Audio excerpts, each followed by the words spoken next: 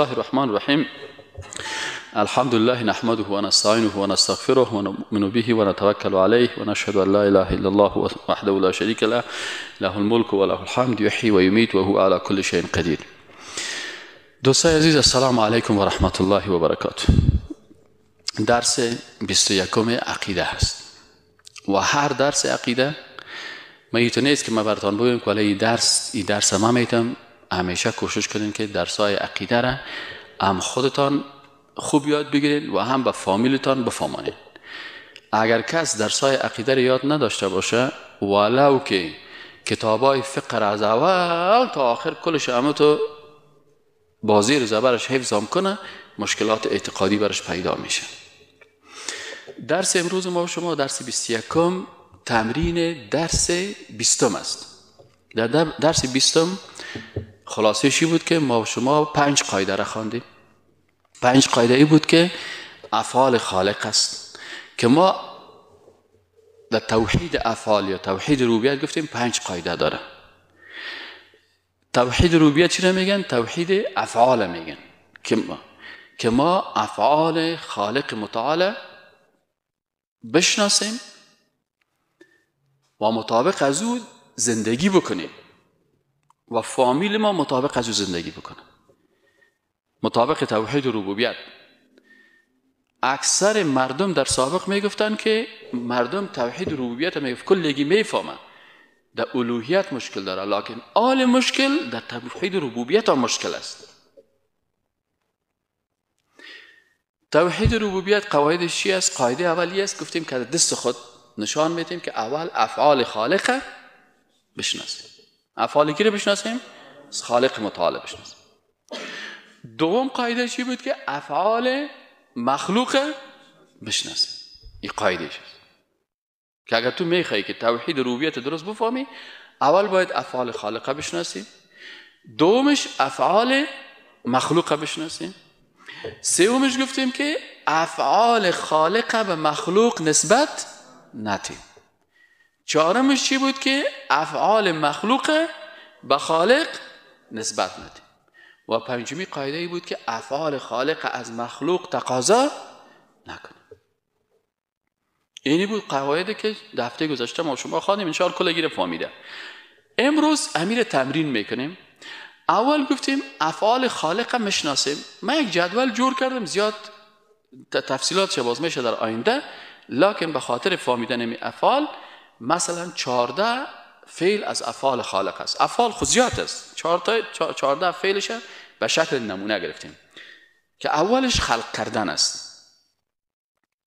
پس ما باید بفهمیم که خلق کردن چی معنی؟ یعنی از نو یک چیز را پیدا کردن.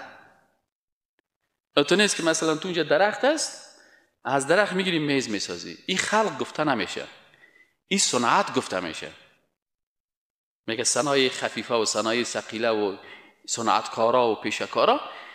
اما خلق کردن چی نمیگه؟ که اصلا وجود نداشته و موادش هم معلوم نبوده و هیچ چیز نبوده، تو از هیچ رو چی میکنی؟ به میان میری.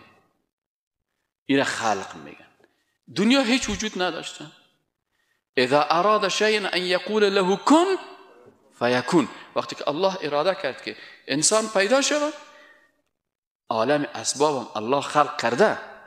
ما و شما در عالم اسباب هستیم، لکن خلق کننده ذاتی است که حتی بدون عالم اسباب دنیا را، حالا اکثر مردمایی که کافر میشن و والله اول تخم پیدا شده یا اول مرغ پیدا شده یا اول دنیا چه قسم پیدا شده یا این قسم شده این جالا، اینا کلشان در عالم اسباب و در وسایل ساینسی گپ میزنن. اما خالق که شناختی، وقتی که میگیم الله خلق کننده است، معنایش چی است؟ که الله هر چیز را که بخواد بدون از اینکه کدام مثال از او یا شکل از او یا نقشه از او یا تصویر از او باشه، الله هم از را خلق میکنه و خودش با علم غیب خود هم نقشه میپرته، هم تصویرش جور میکنه، هم تقدیرش جور میکنه، هم خلقش میکنه. فهمیدین نه؟ پس خلق کننده دنیا و خلق کننده مخلوقات و خلق کننده حیوانات و خلق کننده پرنده ها و خلق کننده تمام الله سبحانه و تعالی است. پس میم سری فعل اول فهمیدیم که فعل الله خلق کردن است. پس فعل مخلوق چی است؟ مخلوق خلق کننده نیست. فعل مخلوق چی است؟ برعکس ازی. مخلوق چی است؟ مخلوق آنچه که الله برش خلق کرده دی تغییرات میاره. چه قسم تغییرات میاره؟ مثلا آب است، انرژی هست، ادیسون آمد امی سیستم گرفتن برق از آب ای کشف کرد. پس ادیسون چیزی که هیچ وجود نداشت او را نکرده، بلکه برق از کجا گرفت؟ از آب گرفت. نجار چی میکنه؟ نجار خلق کننده نیست، صنعتگر است. درخت را که الله خلق کرده، آهنی را که الله خلق کرده، از او آهنگر برش اره ساخته و درخت را که الله برازی خلق کرده با اینمی اره میگیره، درخت قطع میکنه، برای ما تو یک میز میسازه. پس انسان فعلش صنعت ساختن است، یعنی در مخلوقات الله از یک چیز دیگه چیز میسازه. از درخت الماری میسازه، اما خلق کننده الله هست. نجار نمیتونه که درختی را که اگر درخت نباشه میز بسازه، اما خالق میتونه. درخت هیچ وجود نداره، الله خلقش میکنه. پس فعل خالق شناختیم که انسان ازدواج میکنه، ازدواج کردن فعل مخلوق است، اما امی طفل، امی نطفه را ایره کی خلق میکنه؟ الله.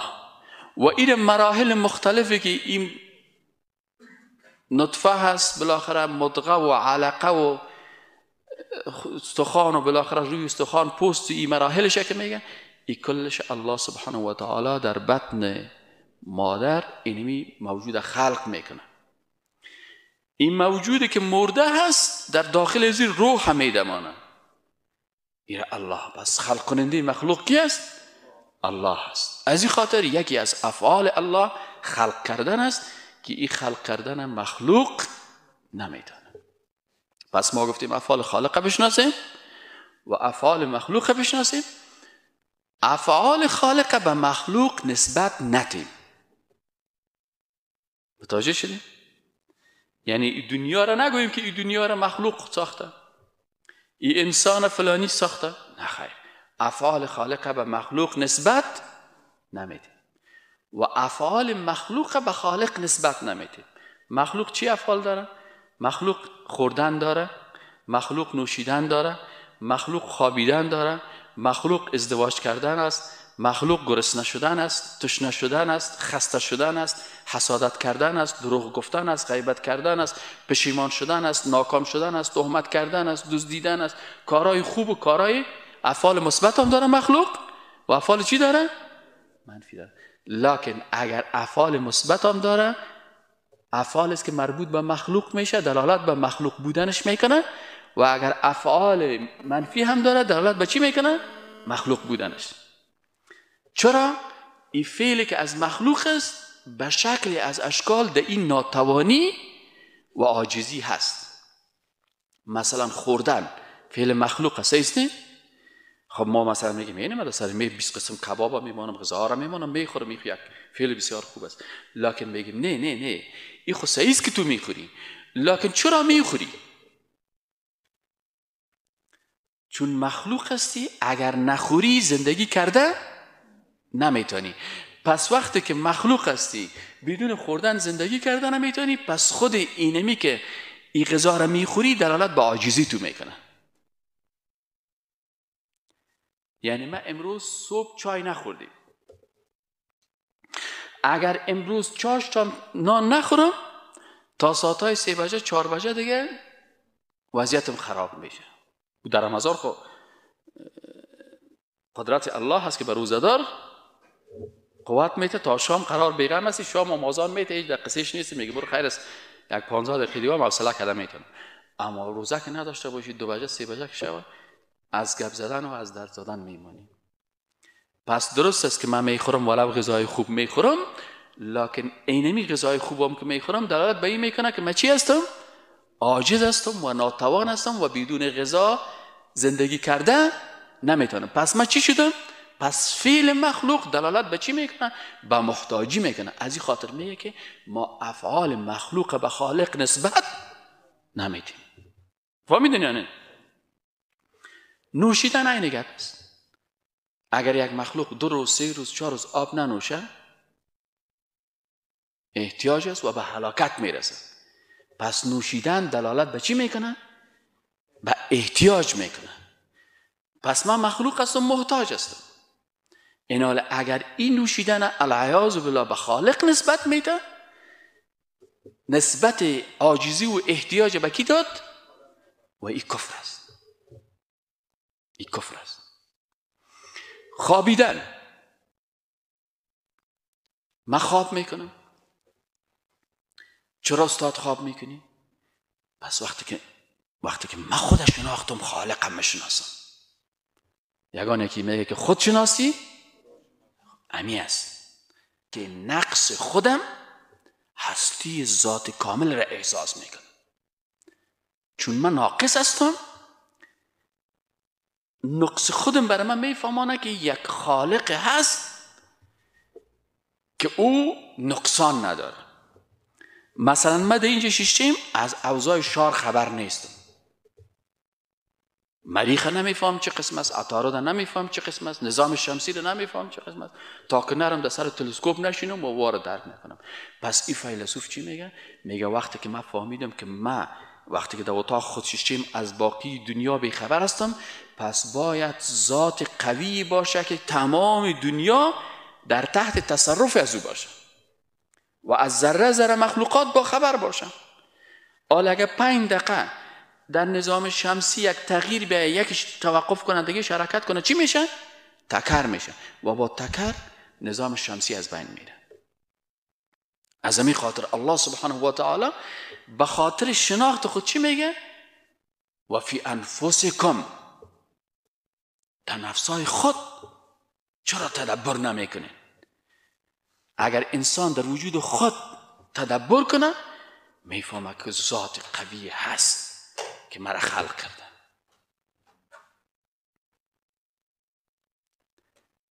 اگر انسان مثلا دست خود میبینه، اگر این دست مقاط نمیشد، سعی و فی انفسکم افلا تتدبرون، در نفسایتان چرا تدبر نمیکنید؟ پس الله سبحانه و تعالی بر ما نشان میده که اگر امی دست تو قاط نمیشد، دی فکر کن. من فکر کردم که دستای من قاط نمیشد. خب چی میکردم؟ به خاطر گرفتن یک لقمه برای هر کدام شما محتاج میکنم. تو بیادر بیا میجه می لقمه را در میدان مکو. اما حال من لقمه را میگیرم و دستایم خوبم تا می قسم چیزا کس نه چنگک دار لقمه را خوب میگیری، از این لقمه مثلا یک لقمه پلاو و یک کلی پشک جور میکنی، در بین سلاطه ملاطه را میپرتی و میخوری. پس میگه سبحان الله، یا رب تو رحمان هستی، تو رحیم هستی، تو حکیم هستی که دست مرا می قسم نماندی. یک استخوان درازی قسم می بود، یک استخوان درازی قسم. خلاص دست از دیگه کارا را میکردی، اما نان خوردن نمیتونستی. در نان خوردن احتیاج مردم بود. پس وقتی که انسان خودش شناخت، ضعف خودش شناخت، خالق میشناسه که ذات قوی هست، با عظمت است. از این خاطر خوردن، نوشیدن، خوابیدن. چرا خواب میکنیم؟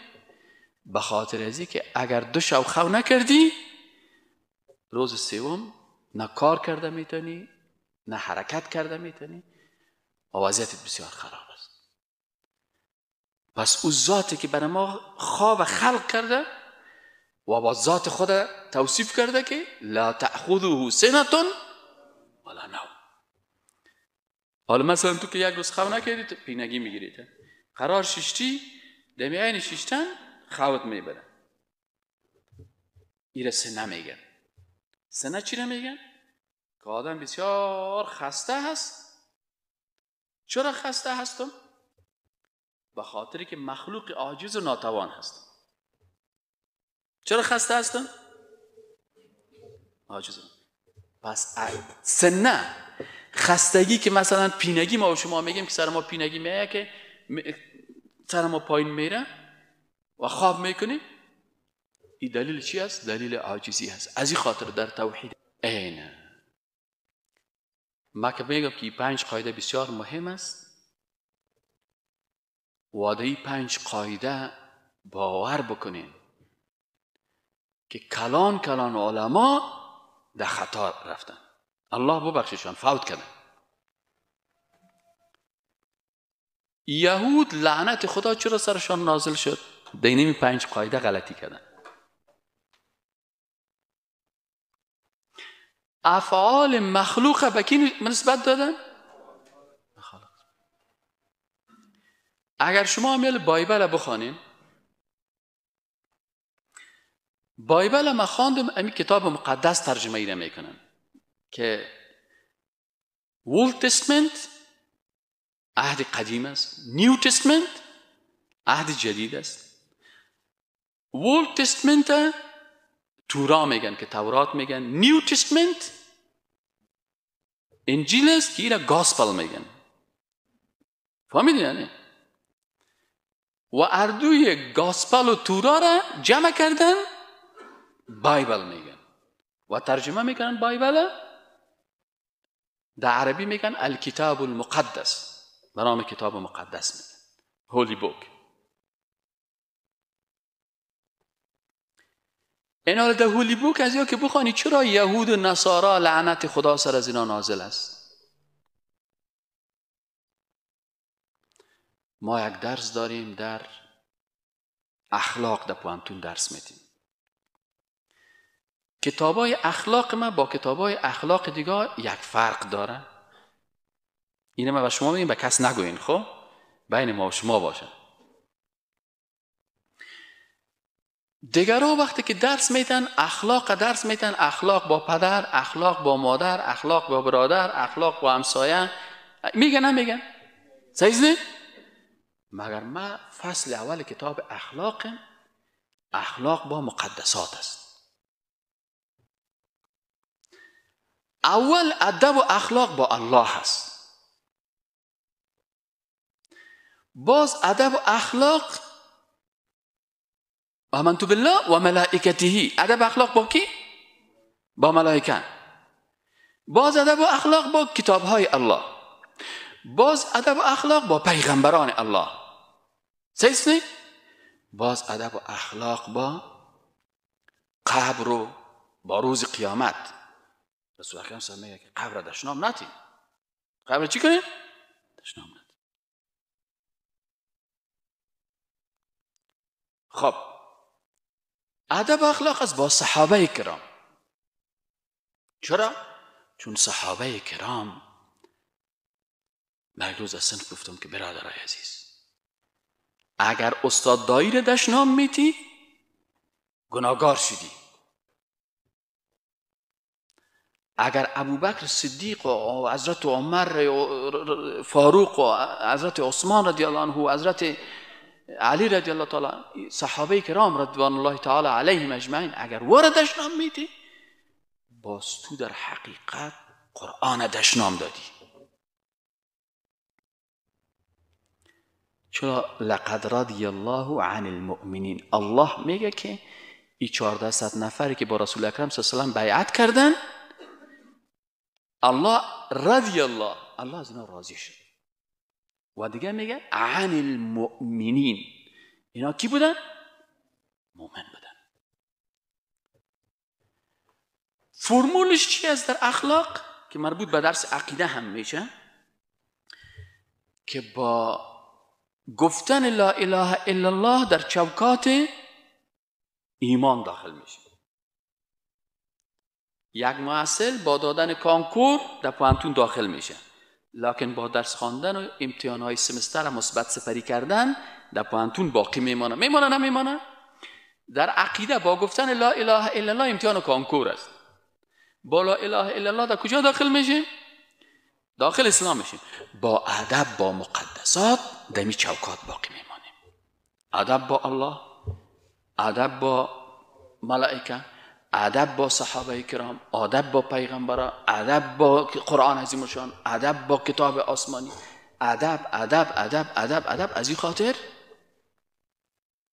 از خدا خواهیم توفیق ادب. بی ادب محروم شد از فضل رب. این حال خود بگویی که استاد این درس اخلاق تو را به درس امروز افعال چی ارتباط؟ میگی نمیگی؟ میگم ارتباطش این است که یهود و نصارا سر یهود لعنت خدا چرا نازل شد؟ به خاطر ازی که اینا بی‌ادبی کردن، افعال منفی و زشت، افعال منفی و زشت مخلوق به کی نسبت دادن؟ به خالق نسبت دادن. گفتن ید الله مغلوله. قرآن میگه سر یهود لعنت خدا شد. چرا؟ بی‌ادبی کردن، گفتن که ید الله مغلوله. یعنی دستی که مغلوله باشه چی مانه؟ دست کسی که میشکنه با زیر بسته میکنه در گردن خود اویزان میکنه. همین دست شکستگی که در گردن اویزان است این چی است؟ این عرب ها مثال برای این میگه که فلان دستش بسته است. چی مانه دستش بسته است؟ یعنی بخیل است. چی است؟ یهود لعنت الله سرشان شد به خاطر که صفت چی رو دادن به الله؟ مخلوق. و ما در قاعده چی گفتیم که افعال مخلوق به الله نسبت نمیدیم. در کتاب بایبلشان در یک جای گفته که خدا از پیدا کردن بنی اسرائیل پشیمان گردید.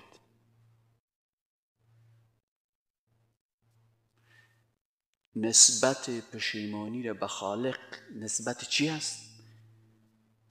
سعی کنید هر موضوع احساساتی پیش نرین. احساساتی آدم احساساتی کافر میشه. محقق باشین، تحقیق کنین. نسبت دادن حسادت که در بایبل آمده که خداوند حسادت کرد با آدم علیه السلام، یا مثلا پشیمان شد، صحیح نه؟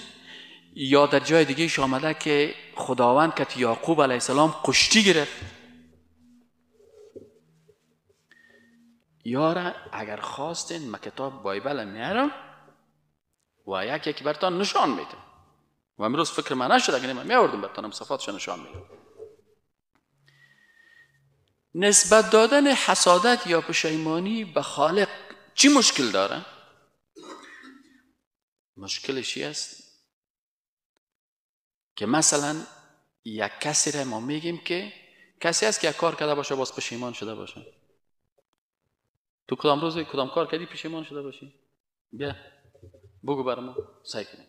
یک روز همراه همسایه جنگ کردیم باز پشیمان. یک روز همراه همسایه جنگ کردی باز پشیمان. تو که همسایه جنگ کردی؟ بله. پشیمان شدی؟ بله. خب من از پیش یک سوال میکنم. چرا پشیمان شدی؟ کار بدل خود کردی؟ خوب کار نکردیم بعد. یعنی تو نمیفهمیدی که کار خراب است؟ میفهمیدیم خود در احساسات بودیم. یعنی اشتباه کردی؟ بله. پس اشتباه کردن دلیل عاجزی است نه؟ ها؟ بشو. تو کسی هست که 4 سال پیش برش یک تعمیر خوبش پیدا شده باشه، پیسه هم داشته نخریده و حالا پشیمان شده باشه؟ بیاین. پشیمان شده از چی؟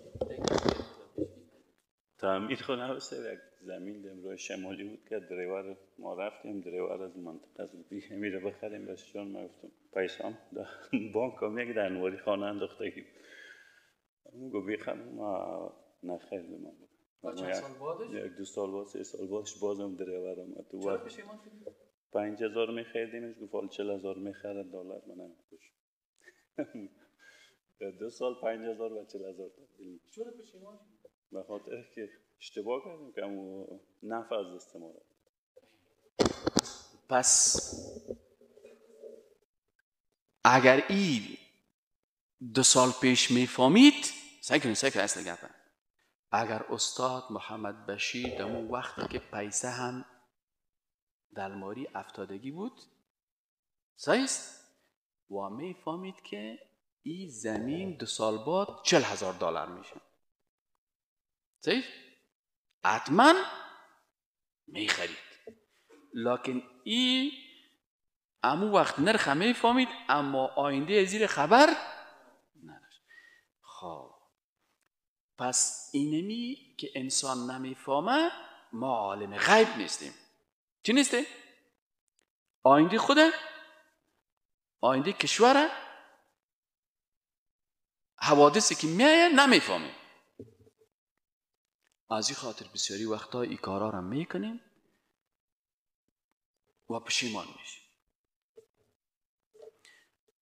ایناله اگر انسان پشیمان میشه خود انسان میگه که من نمیفهمیدم.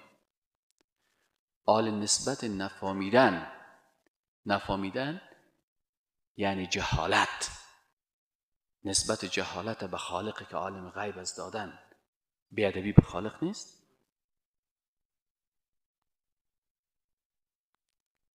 پس یهود چرا لعنت خدا سرشان نازل شد؟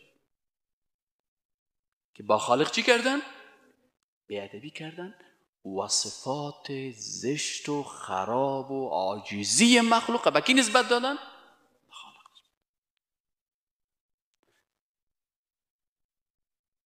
ایناله از این خاطر ما در قاعده چی گفتیم که اول افعال خالق میشناسیم، سیزنه افعال خالق، باز افعال مخلوق میشناسیم، باز افعال خالق و مخلوق نسبت نمیتیم و افعال مخلوق به خالق نسبت نمیتیم و افعال خالق از مخلوق تقاضا نمیتیم. خب حال 4 قاعده اول فهمیدیم. قاعده پنجمیش بسیار مهم است که شرک و کفر در می قاعده پنجمی زیاد پیدا میشه و امروز بالفعل در کشور ما و شما مشاهده میشه که افعال خالق از کی تقاضا میکنن؟ از مخلوق تقاضا میکنن. اول خلق کردن است. امی کسایی که در زیارت ها میرن خوب فکرتانه بگیرید و میگن که یا شاهد شمشیره یا سخی جان یا فلانی جان بر ما بچه بتی یا دختر بتی، یا یک کسی رفت در قبر رسول اکرم صلی الله علیه و سلم و گفت که ای پیغمبر خدا بر ما بچه بتی یا دختر بتی. امی خلق کننده بچه یا دختر الله هست یا رسول الله؟ الله. الله خالق است و رسول الله مخلوق. پس اینا ای فعل خالق از مخلوق تقاضا کرد یا نکرد؟ و نسبت دادن و تقاضا کردن فعل خالق از مخلوق بی‌ادبی به خالق است یا نیست؟ و فرمول چی بود؟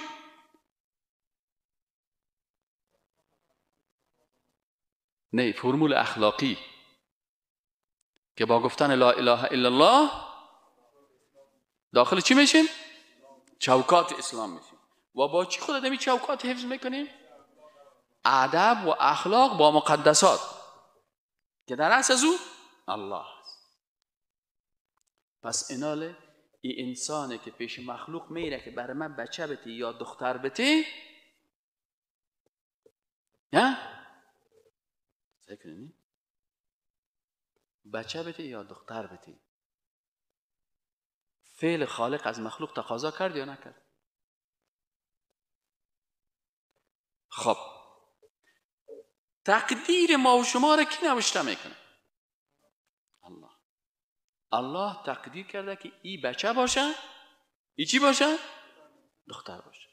امی کسایی که پیش فالبینا میرن که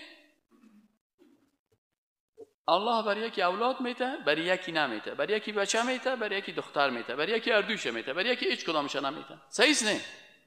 حالا می کسایی که پیش از این فالبینا و پیش از یا میرن میگه که برای من تعویض بده که ما بچه پیدا کنم یا دختر ما بچه شوه یا ما اولاد ندارم صاحب اولاد شوم. آیا اینا برای این مخلوق از مخلوق فعل خالق تقاضا کردن یا نکردن؟ و او کسی که میگه بله من این کارم میکنم، من دخترت بچه میسازم، یا خدا تو را اولاد نمیته، من برات امر نشته میکنم، تعویض یعنی امر، العیاذ بالله، و همین برای چی بته؟ اولاد بته و در تقدیر تو نرفته، من تقدیر تغییر میکنم. همین کسی که همین فعل خالق تقاضا میکنه ربوبیت، خود دعوای ربوبیت کرد نکرد، اما بیچاره چرا همین کار میکنه؟ به خاطر ازی که این بیچاره در عقیده فکر نکردن، در پیسه فکر کردن. این در پیسه فکر کرده، در عقیده فکر نکرده. و او کسی که پیشش آمده او در اولاد فکر کرده، در عقیده فکر نکرده. پس عریضی را که باید پیش وزیر می برد، عریضی خدا پیش چپراسی بود. و این چپراسی در چوکی وزیر ششته امر نشته می. پس اردو طریق مشکل چی پیدا کردن؟ عقیده پیدا. شفا دهنده کی است؟ الله. پس یکی از افعال خالق شفا دادن است. مخلوق چی وظیفه‌اش است؟ تداوی کردن است، دوا دادن است. مخلوق دوا میده، تداوی میکنه، اما شفا داده نمیتونه. از این خاطر اگر همیشه یک دکتر صاحب بود که ما او سالی 6 بود در اعتکاف، پرسان شدیم که دکتر صاحب چرا از فامیل مریض خط میگیرین؟ چرا دکتر صاحب از فامیل مریض خط میگیری؟ دکترشون دکتر مسلمان بود و عقیدهش خوب بود. دکتر صاحب گفت که به خاطر ازی که ما دکترها دوا میتیم، معالجه میکنیم، ضامن شفای کسی را ضمانتش کرده نمیتونه. پس از این خاطر اگر یک آجی صاحب مریض بود، برای بچهش میگیم که بچه برادر عزیز پدرت مریض است، ما این عملیات میکنیم، تداوی میکنیم، پچکاری میکنیم مطابق توان خود. اگر مرد بعد از این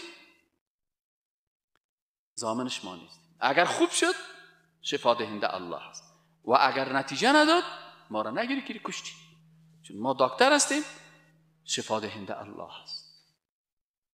صحیح شد نه؟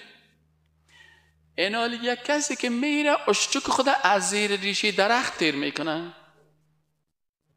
یک درخت است به نام درخت شنگ. یک وقت خانه مادمی پیش قول آبچکان بود، خب بغل کو پالوی خانه ماموجه پایین ترکش یک چشمه بود، در سر از چشمه یک درخت بود. خانه اشتکای خدا می آوردن از همین زیر ریشه درخت تیر میکردن. ما پرسان میکردیم که چری کارا میکنه؟ میگه فلکشان چی است؟ مریض است و این درخت ریشه درختی چی میتن؟ شفا میتن. پس مقام ربوبیت خالق به مخلوق داد یا نداد؟ و این زن بیچاره 5 وقت نمازم میخوانه و روزام خوب پخته میگیره و کل احکام تطبیق میکنه، لکن شیطان عقیدهش خراب کرده و این در شرک و کفر مبتلا کرده و شیطان عادتش است که انسان در شرک و کفر مبتلا میکنه، باز میگه اینا تسبیح 1000 دانه‌ای جور کو. این ملا آخو به تسبیح یا وهابیستن. فهمیدین؟ این ملا چی هستن؟ وهابیست. سعی که وهابی رو یک تسبیح دست خود نداره. این حال سه مجبور ما به خاطر دیگه خود از وهابیگری بکشیم کدام تسبیح خیرات اون سعی اون وهابی علامتش که تسبیح یکش 4 دانه است.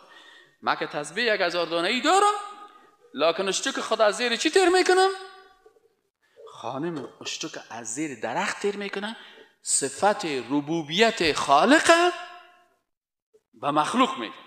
ای که تسبیح تو 1000 دانه است، ای ارزش وقت پیدا میکنه که تسبیح 1000 دانه ای تو به اساس عقیده توحید باشه. اما خودت بیری پیش شیر لالایت سجده کنی و به حالت سجده بوتایش هم ماچ کنی و پایش هم ماچ کنی و مادر اولادا مشتک زیر دیشه درخت تیر بکنه، باز اونجا بویه که من مؤمن و موحد یکتا پرست هستم. هیچ چیز نیست.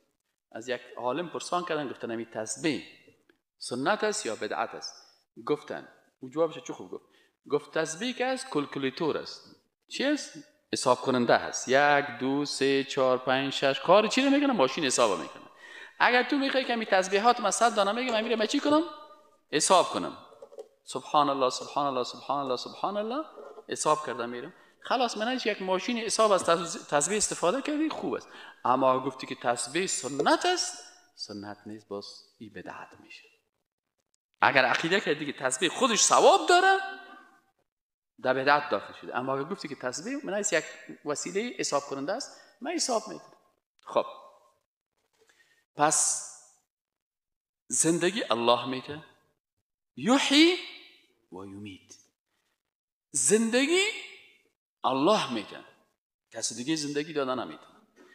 این حال وقتی که گفتیم چه قسمی قاعده را تطبیق میکنیم در زندگی روزانه خود؟ ما هیچ وقت بچه یا دختر از مخلوق تقاضا نمیکنیم. اگر الله برای ما بچه داد، میگم پروردگار 50 تا بچه جوان بدید. نداد، با قضا و قدر الهی چی هستیم؟ تسلیم هستیم. غیر از مخلوق تقاضا نمیکنیم. به این شکل اجابت کننده مجیب، اما یجیب المضطر اذا دعا، یکی از الله هست. این حال کسی که صفت مجیب الله را به مخلوق میته، این بیادبی در مقابل خالق میکنه. از این خاطر کسایی که میرن در مقابل بگوان استاد میشه که ای بگوان من اینی مشکل دارم، تو مشکل کشای من هستی. و یا مسلمانی که به نام مسلمان میره در مقابل یک قبر استاد میشه که ای فلانی صاحب تو مشکلات مرا، علی شیر خدا دردم دوا کن. پس ایچی کردن؟ صفت مجیب بودن خالق به کی دادن؟ به مخلوق دادن. از این خاطر ما استاد محترم کوثر صاحب 5 قاعده توحید ربوبیت برشان ما گفتم. این حال اول چی است که قاعده اول چی است که افعال خالق چی است؟ قاعده هر کسی دست خدا بالا نمیکنه و نمیگه.